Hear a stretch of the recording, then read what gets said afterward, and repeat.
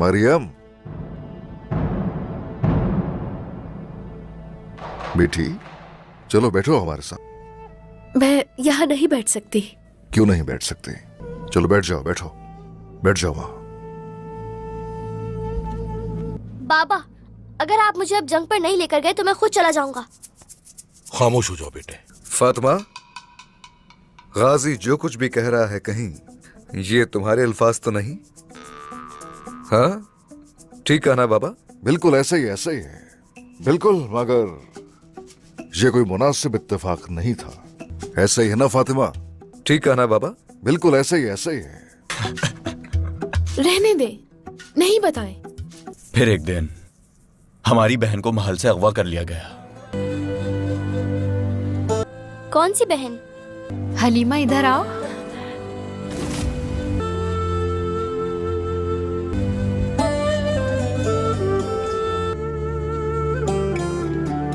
हाँ हाँ मैं जानता हूँ, मुझे समझ।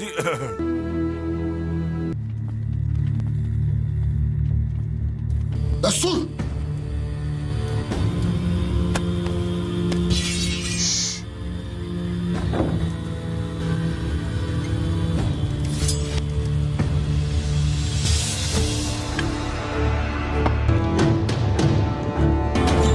बोल जाए तूफान का कासिद हूं मैं। ठीक है जो आप कर रहे हो। इजाजत किससे ली? जो आपने यहाँ का सुल्तान होने का ऐलान कर दिया। आज तक जो महसूल सुल्तान मसूद ने अदा किया था वो अब आपको अदा करना है। बस करो, बहुत हो गया। अपनी हद में रहो। सुना तुमने? तुम वैसे उस्मान होगी शायद। ऐसा ही है। नाम से वाकिफ हो तो वजह शोहरत भी जानते होगे। जानता हूं मैं। और याद है ये हमें कैसे झुकाया तुमने हमारे कमांडरों को। बहुत अच्छा। 50,000 सोने के सिक्कों के सालाना महसूल के साथ उस्मान ने जो खून बहाया हम लोगों का, उसके बदले 20,000 सिक्के इजाफी होंगे। सिर्फ 2 दिन की मोहलत है। हसरत, बात सुनो तो मेरी। अगर कासिद बनने की बजाय यहां हुक्म चलाने की कोशिश की तो तुम्हारा सर तुम्हारे जिस्म पर नहीं रहेगा। मेरे अल्फाज बोल जाए तूफान के अल्फाज हैं, और जो तुम लोग उनके सामने नहीं कह सकते मुझसे भी मत कहना। 2 दिन की मोहलत है बस।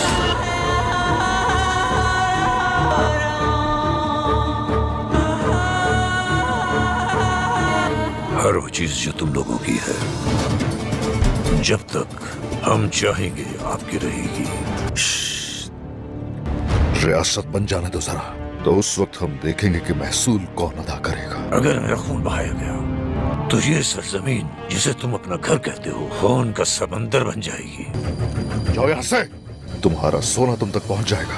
सिर्फ 2 दिन, वरना इसी बगावत जानकर खत्म कर देंगे तुम्हें।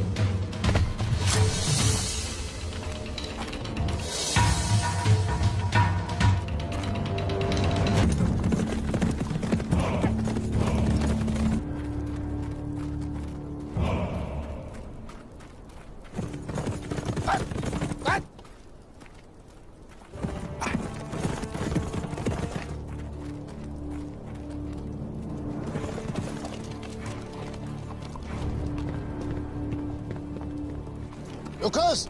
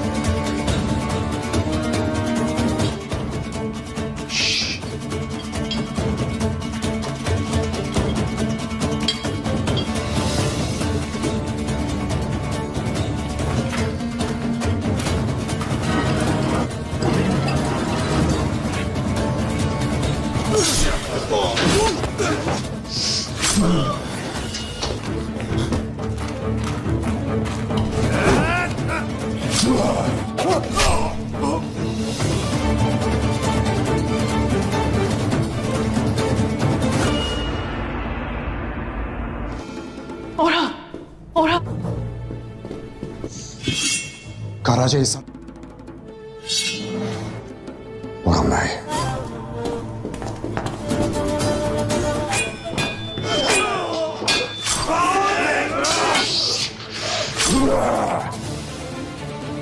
Orhan. Altuga.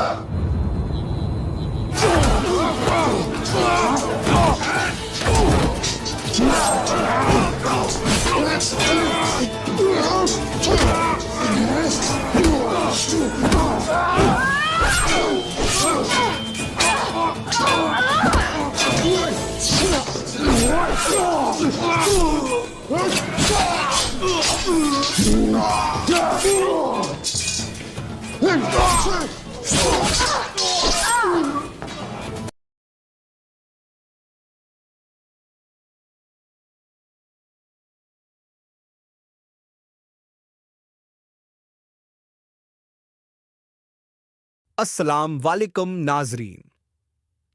आज की इस कहानी को हम और विस्तार से समझेंगे ताकि हर घटना का विश्लेषण करें और इसे एक दिलचस्प सफर में बदल दें।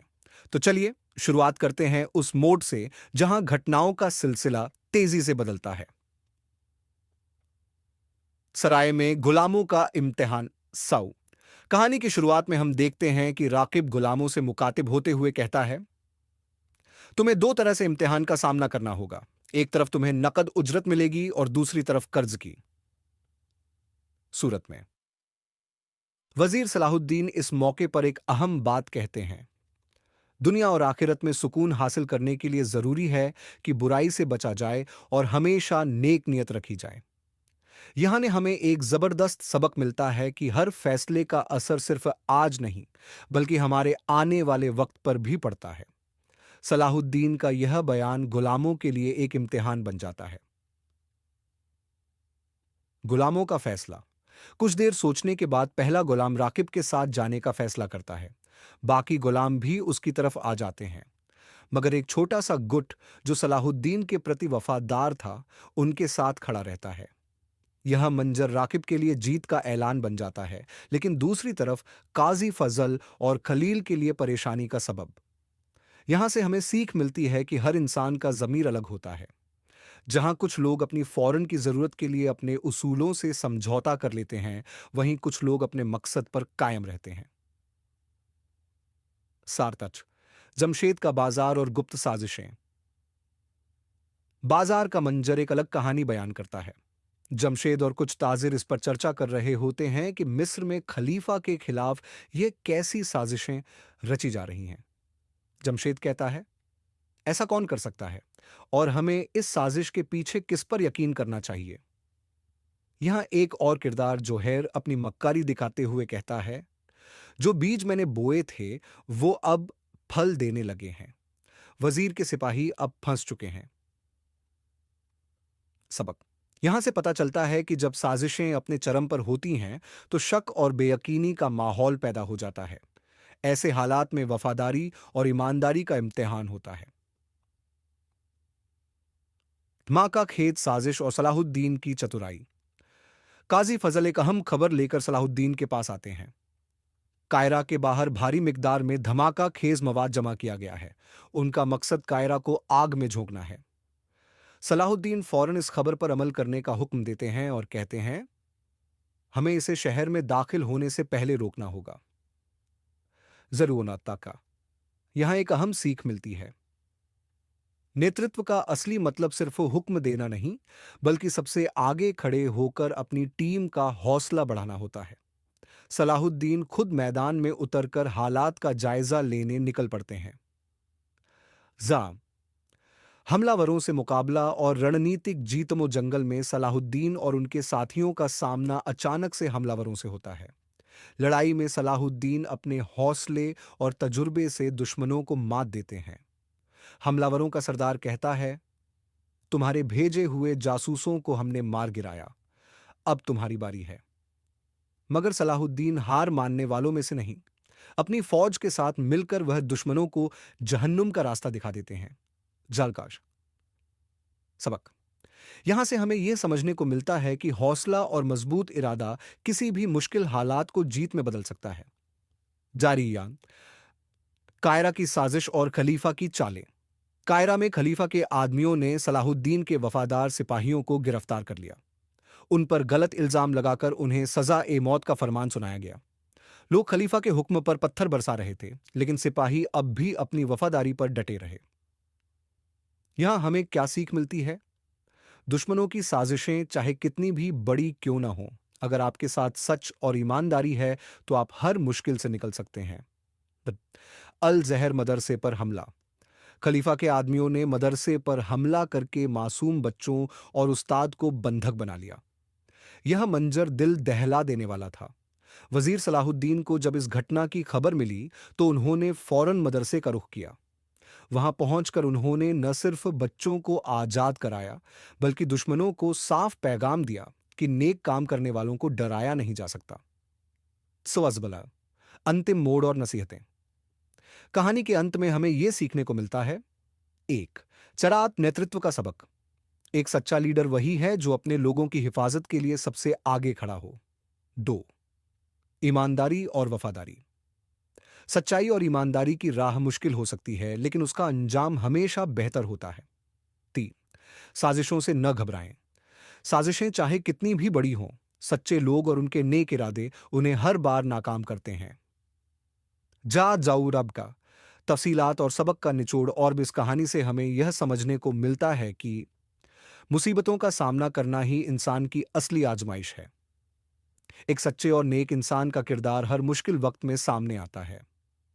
बुराई चाहे कितनी भी बढ़ जाए, अच्छाई और हौसला उसे हमेशा मात देता है। नाजरीन, अगर यह कहानी आपको पसंद आई हो तो इसे ज्यादा से ज्यादा शेयर करें और हमारे चैनल को सब्सक्राइब करना न भूलें। इंशाल्लाह हम अगले एपिसोड में और भी दिलचस्प किस्सों के साथ लौटेंगे। तब तक के लिए अल्लाह हाफिज। अस्सलाम वालेकुम नाजरीन। आज की इस कहानी को हम और विस्तार से समझेंगे ताकि हर घटना का विश्लेषण करें और इसे एक दिलचस्प सफर में बदल दें। तो चलिए शुरुआत करते हैं उस मोड़ से जहां घटनाओं का सिलसिला तेजी से बदलता है। सराय में गुलामों का इम्तिहान सऊ। कहानी की शुरुआत में हम देखते हैं कि राकिब गुलामों से मुकातिब होते हुए कहता है, तुम्हें दो तरह से इम्तिहान का सामना करना होगा। एक तरफ तुम्हें नकद उजरत मिलेगी और दूसरी तरफ कर्ज की। सूरत में। वजीर सलाहुद्दीन इस मौके पर एक अहम बात कहते हैं। दुनिया और आखिरत में सुकून हासिल करने के लिए जरूरी है कि बुराई से बचा जाए और हमेशा नेक नियत रखी जाए। यहां ने हमें एक जबरदस्त सबक मिलता है कि हर फैसले का असर सिर्फ आज नहीं बल्कि हमारे आने वाले वक्त पर भी पड़ता है। सलाहुद्दीन का यह बयान गुलामों के लिए एक इम्तिहान बन जाता है। गुलामों का फैसला। कुछ देर सोचने के बाद पहला गुलाम राकिब के साथ जाने का फैसला करता है। बाकी गुलाम भी उसकी तरफ आ जाते हैं, मगर एक छोटा सा गुट जो सलाहुद्दीन के प्रति वफादार था उनके साथ खड़ा रहता है। यह मंजर राकिब के लिए जीत का ऐलान बन जाता है, लेकिन दूसरी तरफ काजी फजल और खलील के लिए परेशानी का सबब। यहां से हमें सीख मिलती है कि हर इंसान का ज़मीर अलग होता है। जहां कुछ लोग अपनी फौरन की जरूरत के लिए अपने उसूलों से समझौता कर लेते हैं, वहीं कुछ लोग अपने मकसद पर कायम रहते हैं। सारतच, जमशेद का बाजार और गुप्त साजिशें। बाजार का मंजर एक अलग कहानी बयान करता है। जमशेद और कुछ ताजिर इस पर चर्चा कर रहे होते हैं कि मिस्र में खलीफा के खिलाफ ये कैसी साजिशें रची जा रही हैं। जमशेद कहता है, ऐसा कौन कर सकता है और हमें इस साजिश के पीछे किस पर यकीन करना चाहिए। यहां एक और किरदार जोहैर अपनी मक्कारी दिखाते हुए कहता है, जो बीज मैंने बोए थे वो अब फल देने लगे हैं। वजीर के सिपाही अब फंस चुके हैं। सबक।